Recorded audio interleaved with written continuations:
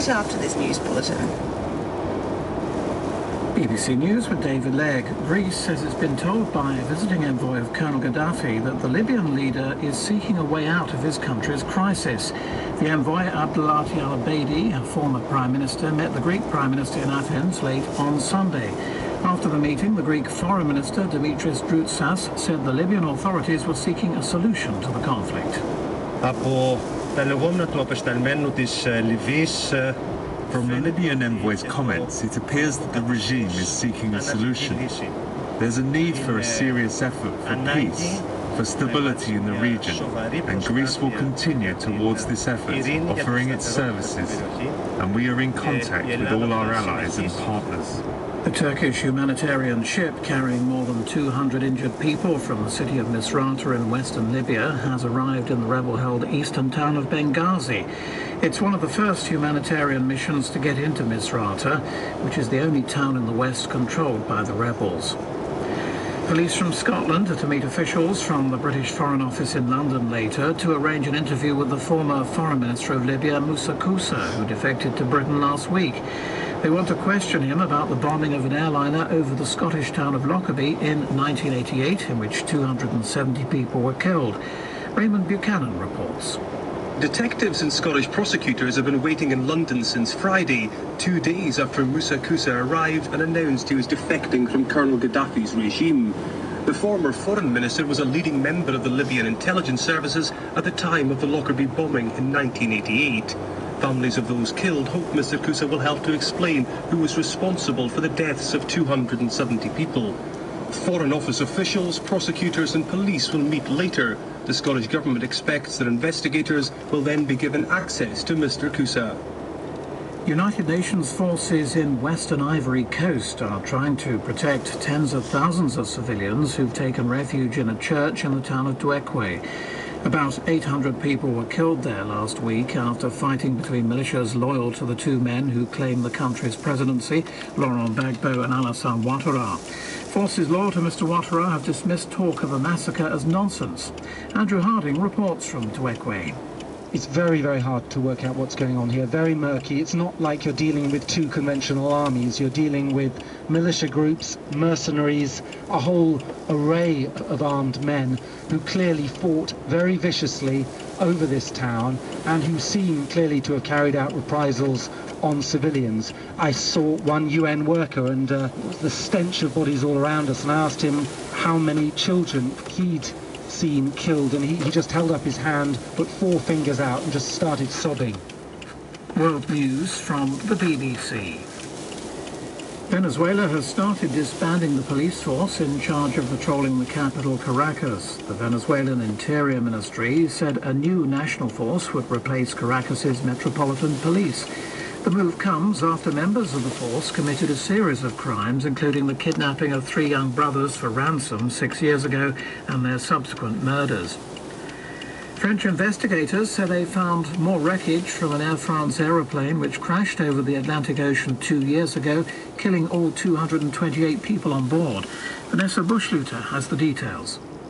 News of the find has awakened new hopes among the team of crash investigators that they may finally find the flight data recorders, which they say are crucial to determine the cause of the crash.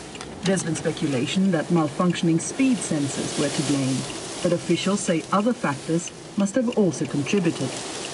The search for the data recorders has been complicated and costly.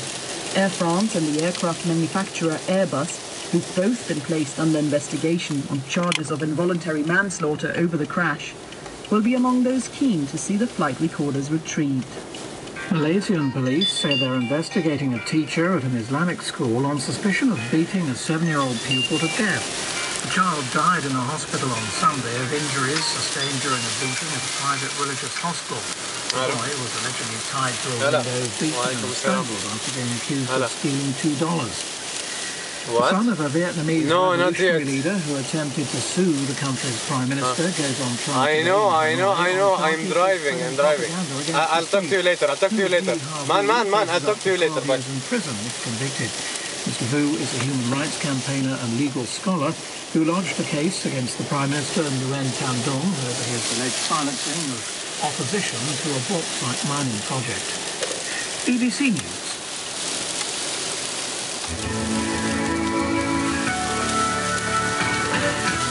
Hello and welcome at 4:06 GMT, listening to The World Today from the BBC World Service with Lawrence Pollard and Madeline Morris. When Colonel Gaddafi first confronted the rebels who rose up against him, he vowed to fight to the death.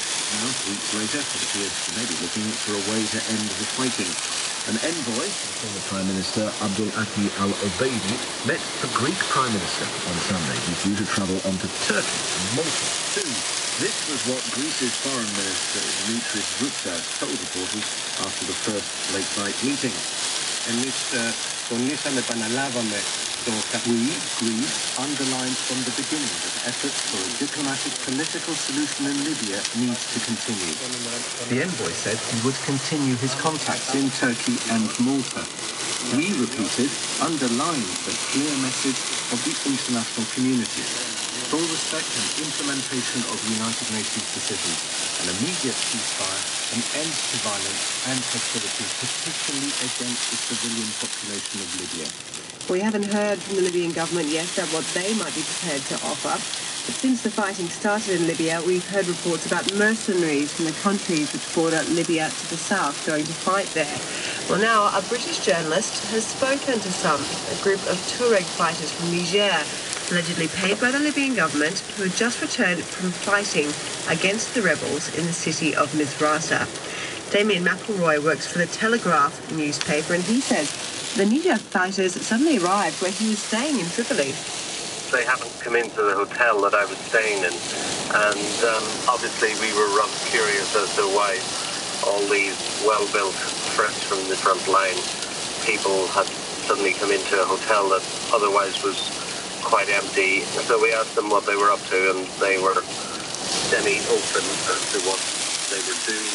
They revealed that they had come from Niger and that they had been in Misrata, and the five-star hotel stay was a reward to refresh them before they went back to the battle.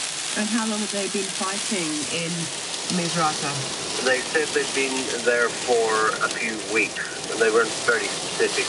And indeed, once they realised they were talking about something they shouldn't really be talking about, they began to clam up. So, I mean, the details were really quite sketchy as to what they'd been doing. I had, however, been in Misrata earlier in the week on a government trip into the town. It was designed to show that they'd taken the town.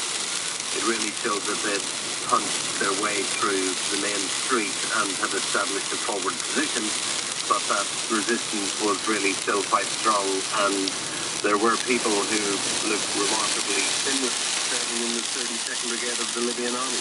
Were you able to get any sort of idea of the numbers of Nigerian mercenaries who were fighting in Misrata?